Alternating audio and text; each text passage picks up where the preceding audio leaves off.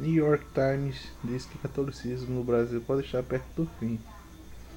Evangélicos e a secularização do país são maiores desafios para o novo Papa. Sobre o título de A Laboratory for Revitalization Catholicism, um laboratório para revitalizar o catolicismo. A longa matéria do jornal The New York Times abordou o desafio do sucesso de Bento XVI terá para fazer com que o Brasil continue sendo um país com a maioria da população católica do mundo.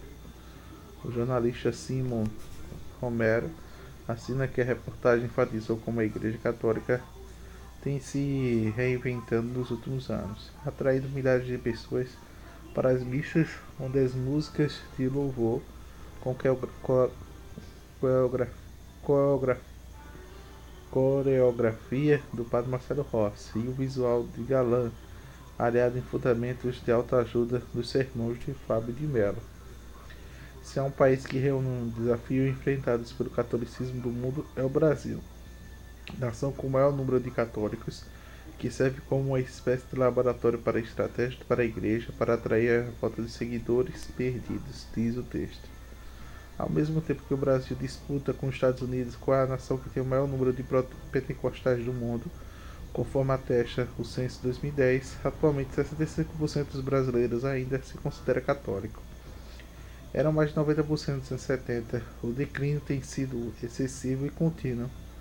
O cardeal Cláudio Rumes, um dos maiores líderes da Igreja Católica do país, questiona por que quanto tempo o Brasil continuará a ser um país católico, diz o jornal.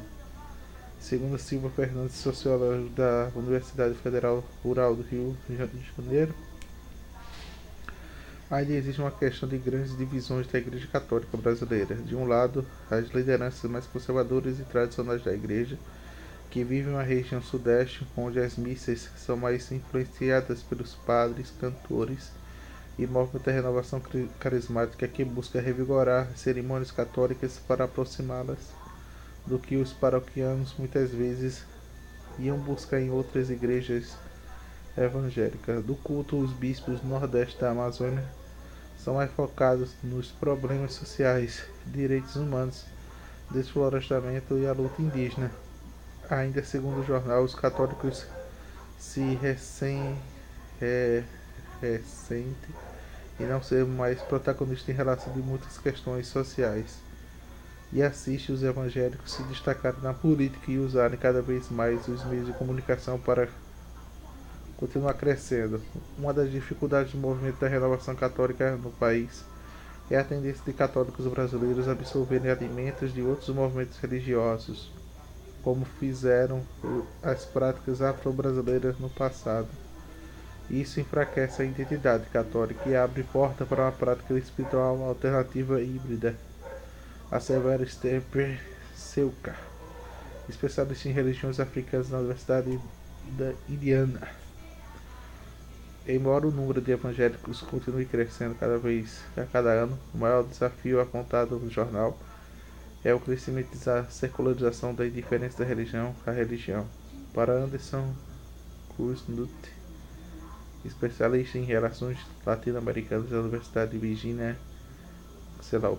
não se pode ignorar o segmento que cresce rapidamente no cenário religioso brasileiro são ateus e pessoas sem religião, totalizando 15% da população. Kuznut enfatiza: em um país que tinha níveis desprezíveis de ateus até a década de 80, esse desenvolvimento aponta para grandes mudanças da sociedade brasileira. Para aumentar o problema do Vaticano, o número de católicos nominais que abandonaram as missas só aumenta, enquanto os católicos praticantes muitas vezes expressam frustrações em relação às políticas do Vaticano. Philip Jenkins, professor da História do Instituto de Estudos da Religião da Universidade Barton, considera que a tendência da América Latina ver o número de ateus sem religião crescer ocorre na Europa e nos Estados Unidos. Um dos maiores indícios da perda da força do catolicismo continuará acompanhando a queda de taxas de fertilidade no Brasil, uma das menores da América Latina, com cerca de 1,8 de crianças por mulher.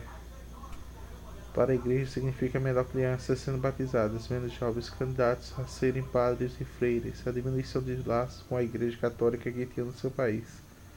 Se fosse um cardeal brasileiro, estaria mais preocupado com o tamanho da família e as taxas de fertilidade.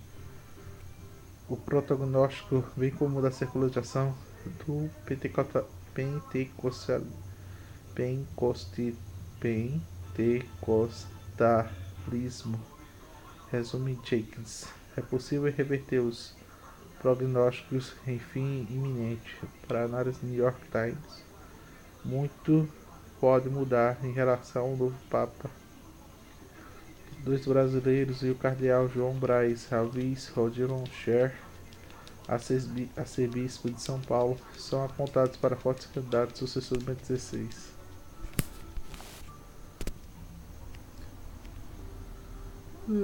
Além disso, a Jornada Mundial da Juventude será no Rio de Janeiro este ano.